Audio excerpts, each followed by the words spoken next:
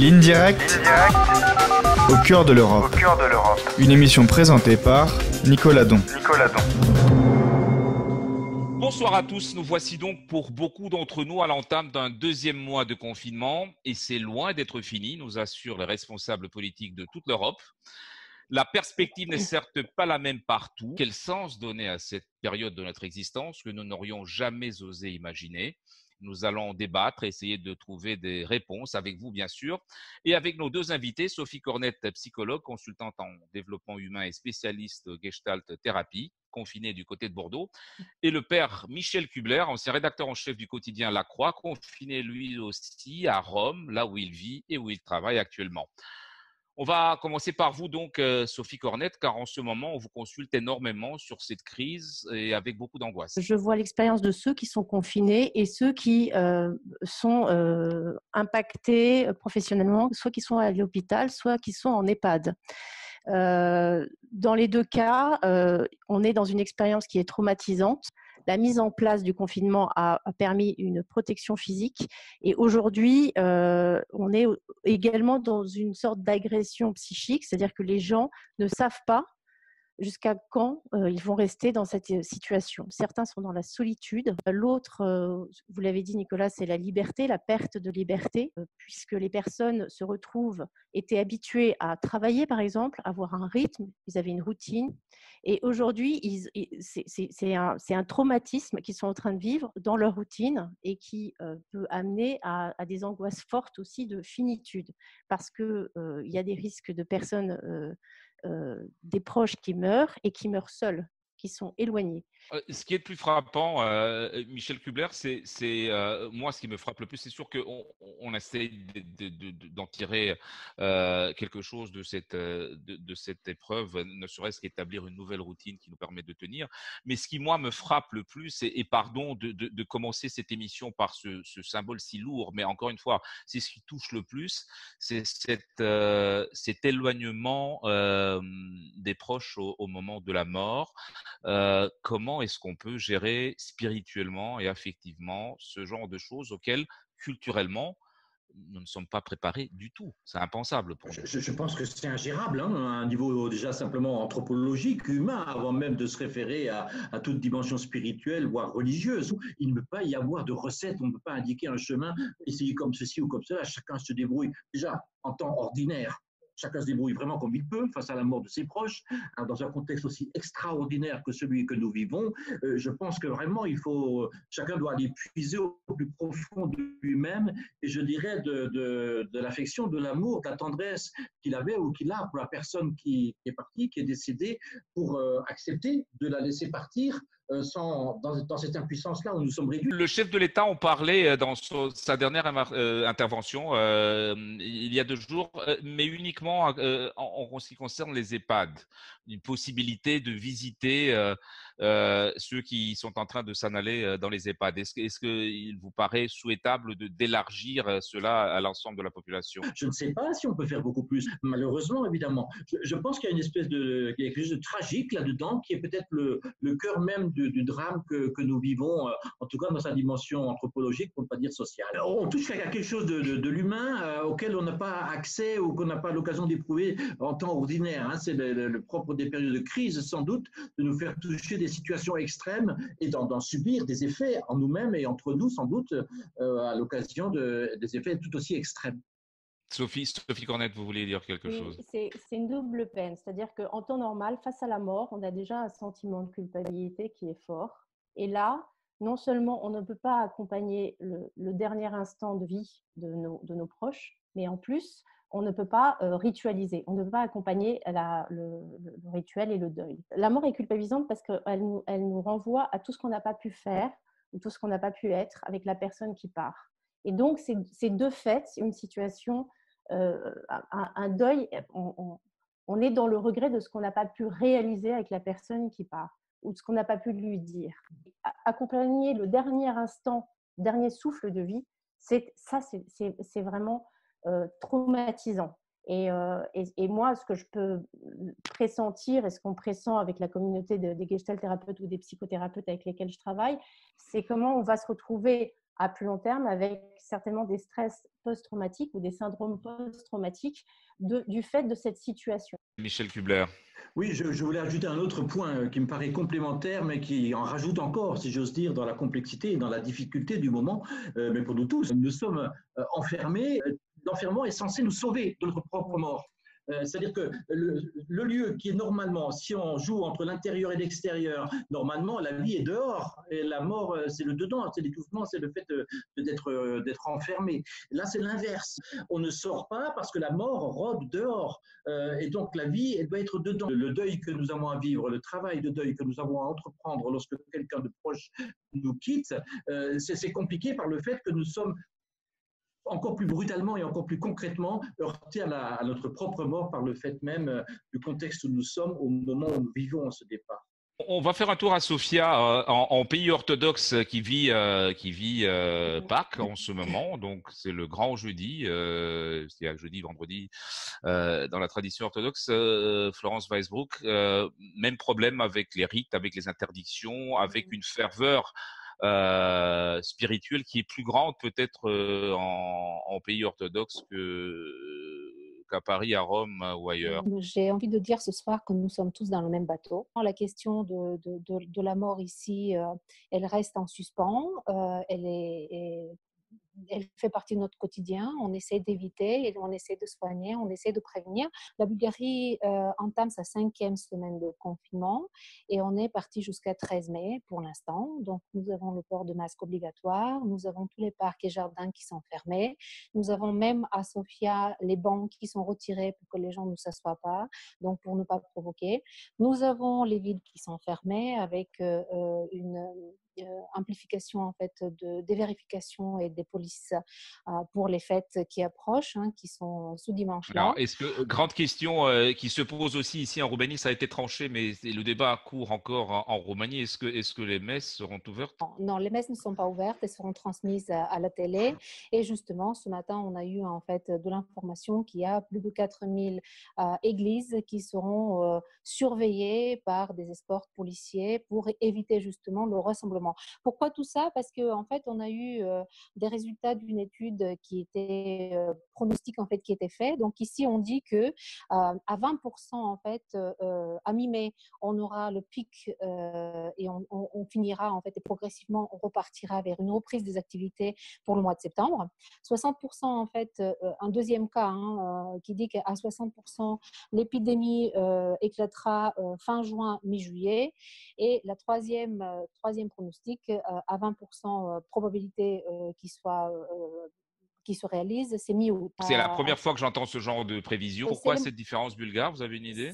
Je pense que on a mis en fait le confinement très vite en place et on a plein de mesures en fait qui ont été mises très tôt, avant même la déclaration. Enfin, on a déclaré 1 ou 2 cas et on a mis tout ceci en place. Ça fait 5 semaines qu'on est dans ce confinement, mais on n'est pas sorti de l'auberge. C'est-à-dire qu'il nous reste encore beaucoup de temps à rester, au moins jusqu'au 13 mai pour l'instant officiellement, mais il nous reste encore beaucoup de temps à rester confinés. On sent aussi une montée, un renfermement en fait des pays et une montée du peur de l'étranger, de la xénophobie.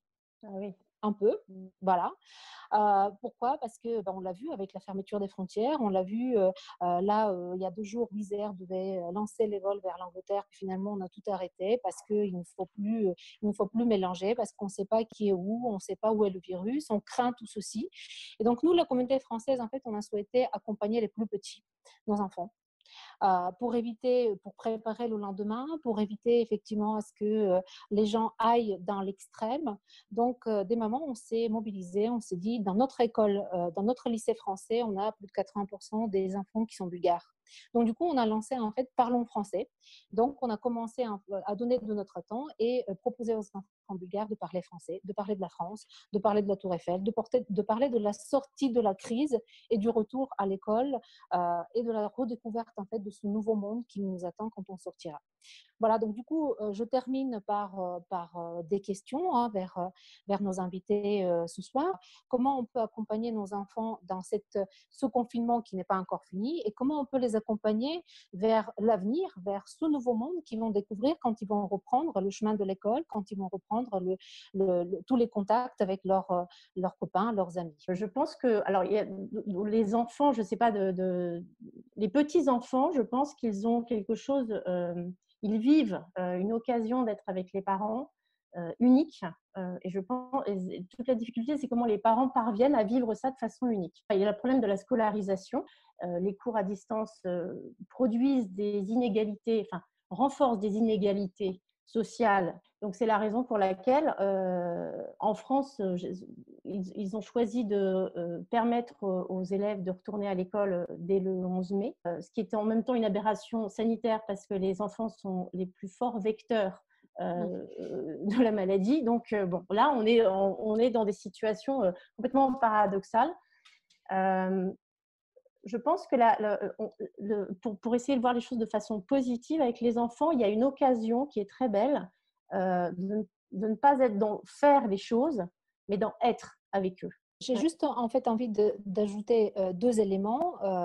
Moi, je crois fort dans la capacité d'adaptation de nos enfants. Donc, c'est pour ça que je me suis engagée, c'est pour ça que je participe à cette discussion. Néanmoins, nous avons des enfants qui vivent constamment dans une peur parce que tout est fermé. Comment nous, parents, comment nous, adultes, on va pouvoir les accompagner pour que demain, ils puissent sortir comme si de rien n'était, alors que ça fait 5 semaines, plus 5 semaines, qu'ils vont devoir rester à la maison. Que diriez-vous aux enfants et aux autres, Michel Kubler? Peut-être un défi, aussi bien pour les plus petits comme pour les plus grands que nous voulons être, ça peut être peut-être de convertir ces contraintes en espace, en chemin pour se découvrir soi, pour découvrir les autres, etc. Le premier mot d'ordre, évidemment, auquel nous sommes tous soumis, c'est rester chez vous. Mais on peut essayer de convertir cette exigence, cette injonction de rester chez soi par une invitation à retrouver un peu d'intériorité. À cultiver un petit peu notre vie intérieure. Et qu'est-ce qu'il y a en moi et que j'aurais à redécouvrir? J'aime beaucoup une phrase, une expression de Saint-Augustin qui dit « revenez au cœur ». Chacun d'entre nous, tout être humain, peut entendre cette épreuve du confinement comme une invitation à rentrer en soi ou à redécouvrir notre vie intérieure, notre être intérieur. Ensuite, le deuxième mot d'ordre qui circule amplement, c'est « prenez soin de vous ». C'est un mot, une parole de bienveillance, évidemment. Sauf que quand on dit « prenez soin de vous », on le prend souvent pour soi, mais on peut aussi le prendre comme une invitation pour moi à prendre soin des autres. Apprenons à nous soucier les uns des autres. Le troisième mot d'ordre que je trouve intéressant, c'est qu'on est autorisé à sortir de chez soi que pour des motifs essentiels. On vit cette contrainte de l'essentiel, évidemment, comme une limitation extrême, parce que tout ce qui n'est pas jugé par l'instance suprême comme étant essentiel est inaccessible. Mais je peux convertir cette contrainte, cette frustration énorme, en quelque chose de positif en m'interrogeant. Mais au fond, qu'est-ce qui est essentiel pour moi? Le quatrième point, là, c'est pas un mot d'ordre, c'est plus un mot d'ordre que beaucoup de gens se fixent. Je vois ça sur les réseaux sociaux notamment. C'est que les gens se disent, ou les disent les uns aux autres, il faut profiter de ce confinement pour mettre de l'ordre. Je me dis que cette consigne là qu'on se donne à soi-même pour mettre un peu d'ordre chez nous, ranger, trier, classer, hiérarchiser, jeter peut-être des choses, c'est quelque chose qui peut être valable pour toute notre existence, quoi, mettre un peu d'ordre dans ma vie. Et si j'en profitais pour me demander qu'est-ce qui est important, ça rejoint un petit peu le mot d'ordre précédent de ce qui est essentiel, mais mettre un peu d'ordre dans sa vie en même temps que dans son chez-soi. Merci. Je pense que Sophie a envie de vous répondre. Sophie Cornette. En fait, j'ai envie de rebondir sur la question de Florence. Florence, vous dites que c'est des enfants qui peuvent avoir peur. Je pense que la peur est à accueillir. La peur est à accompagner. C'est une émotion qui est saine. C'est normal qu'ils aient peur, en fait. Ça fait partie de la palette de nos émotions. Donc, en revanche, les enfants, ils ont une grande qualité, c'est l'émerveillement. Donc, c'est comment jouer avec eux. Winnicott a vraiment expliqué ça. Hein. Les enfants apprennent en jouant. Donc, comment vous pouvez jouer sur la peur, mais jouer aussi sur comment on va arrêter d'avoir peur en sortant. Comment on va jouer à ne plus avoir peur. Je pense que il y a une vidéo extraordinaire. C'est en Syrie. C'est un papa quand il y a des bombardements. Il fait rire la petite fille. Je ne sais pas si vous connaissez cette vidéo. Je la trouve extraordinaire. quand on entend du vocabulaire ou des termes disant on est en guerre, etc., je ne sais pas, moi, ce n'est pas ma représentation de la guerre. On est dans une situation qui nous renvoie à notre vulnérabilité, qui nous amène à, effectivement, alors je vous rejoins complètement Michel, à revenir sur nous, qui nous sommes, et pas qu'est-ce que nous faisons, mais qui nous sommes profondément. Et les enfants, ils sont extraordinaires pour nous accueillir aussi à cet endroit-là. Et juste en étant en présence, conscient de qui on est, enfin, développer cette conscience ensemble, c'est vraiment une occasion, je trouve, à rêver d'être juste en présence avec nos enfants. Et s'il y a de la peur, Florence, il faut l'accueillir, cette peur. On va faire un petit tour à Varsovie maintenant avec Geoffroy de Vautour pour un témoignage d'abord et peut-être des questions pour nos invités. Le confinement, comment est-ce qu'on le vit là-bas et comment est-ce qu'on peut en tirer quelque chose qui fasse sens? Alors écoutez, moi j'ai commencé le confinement le 12 mars dernier donc, et officiellement en Pologne ça a commencé le 16 mars, donc ça fait déjà un mois que nous sommes confinés. Vous avez anticipé, pourquoi? Eh bien, puisque mon entreprise a souhaité prendre en amont, tout simplement, décider de commencer le télétravail. Donc, on s'est préparé en amont, puisqu'on savait que ça allait arriver, bien sûr, en Pologne, puisque dans les autres pays comme l'Italie, effectivement, ça commençait déjà au niveau des cas qui augmentaient. Donc, en Pologne, je pense qu'ils ont eu cette rapidité, en tout cas, de prendre des décisions en fonction des autres pays. Donc, aujourd'hui, à partir du 16 avril, on doit porter des masques à l'extérieur, donc c'est obligatoire, soit des masques, soit une écharpe ou peu importe. La majorité respecte les gestes barrières, la distanciation sociale. Aujourd'hui, en tous les cas, en Pologne, comment vous dire, il y a les élections qui devraient avoir lieu le 10 mai. Donc c'est les présidentielles, il y a un grand débat en Pologne autour de ça. Exactement. Donc tout le monde est loin d'être pour. Totalement. Donc, il y en a beaucoup qui sont contre puisque ça risquerait de favoriser le parti au pouvoir, puisque l'opposition ne peut pas, bien sûr, s'organiser dans ce temps de crise. Donc, tout simplement, il y a des débats quant à la possibilité d'organiser les élections par voie postale ou bien d'allonger le quinquennat, un septennat non renouvelable pour permettre au président actuel de rester au pouvoir 2 années supplémentaires. Pour revenir à la situation, le pic épidémique devrait arriver en Pologne entre mai et juin, donc sans doute beaucoup plus tard que la France, que d'autres pays de l'Ouest. Donc effectivement, ça risque de durer ici, mais comment vous dire, ils pensent déjà à déconfiner puisque l'économie, malheureusement, voilà, comment vous dire, sans doute la crise économique qui risque d'arriver ensuite serait sans doute davantage, serait gravissime comparé aux morts qu'il y a actuellement. Certains n'auront plus les moyens et devront se priver de soins obligatoires. Malheureusement.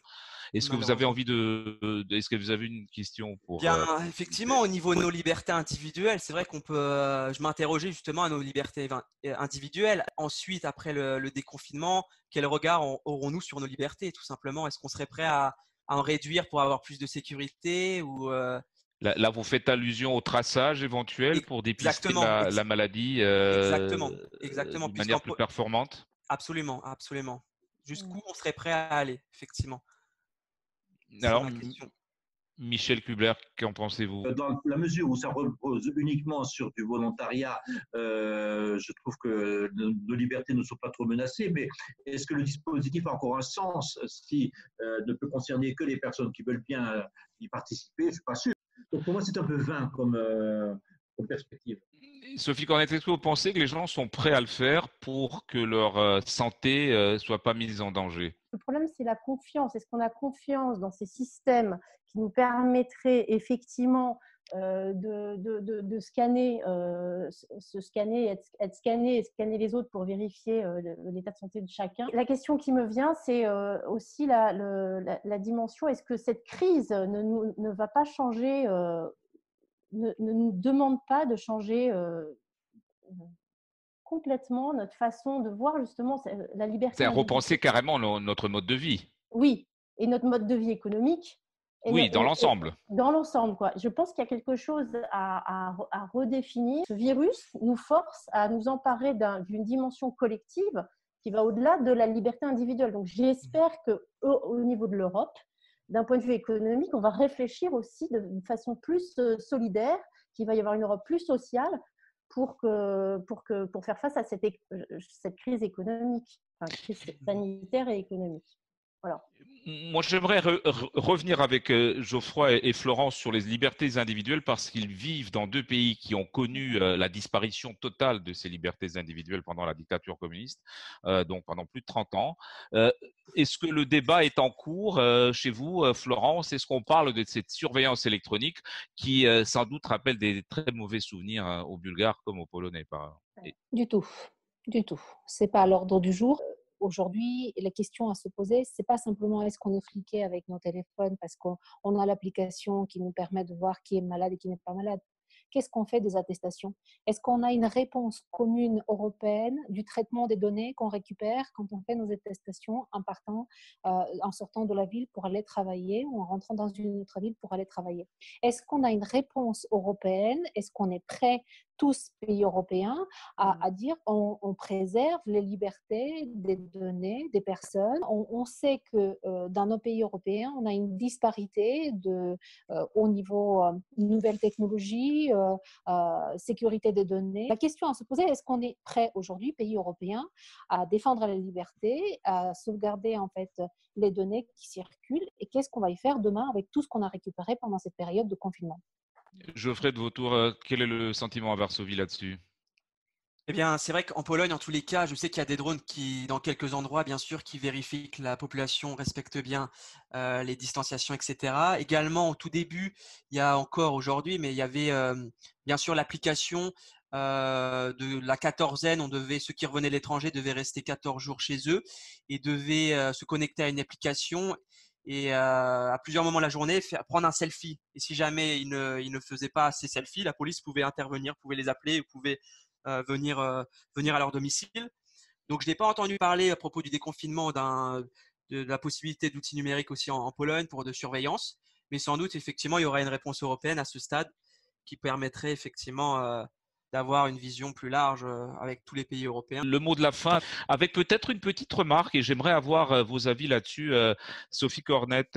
Moi, j'ai un peu de mal avec ce terme qui est repris par tout le monde, de distanciation sociale, parce que cela me paraît une aberration. Je préfère le terme de distanciation physique, parce qu'elle ne peut pas être sociale. L'homme est un animal social, donc on prend ses distances physiquement, mais jamais socialement. Comment est-ce que vous voyez cela? Je pense que nous sommes confrontés là à une situation où effectivement on est dans une distanciation physique. Tout l'enjeu, c'est de ne pas tomber dans la distanciation sociale. Je vous donne l'exemple de ce qu'on est en train de vivre là, tous ensemble. On n'est pas, pour moi, c'est une surprise d'être en contact avec Florence, avec Geoffrey, avec Michel, avec vous, Nicolas, et avec tous les autres qui nous écoutent. Là, je ne suis pas en distanciation sociale. Je suis juste en distanciation physique avec vous et je trouve que le lien en vaut la chandelle. Voilà. Merci à vous tous pour cette émission. Je vous rappelle, nouveauté, mais c'est normal aujourd'hui avec le virtuel qu'on vient d'évoquer, qu'il y a désormais une page Ligne Directe au cœur de l'Europe sur Facebook, sur laquelle on attend vos questions, vos interrogations, vos suggestions. À très bientôt donc. Merci encore une fois de nous avoir suivis. Rendez-vous prochain, même endroit, même heure. Très bonne soirée à vous tous. Ligne Directe au cœur de l'Europe. Une émission présentée par Nicolas Don.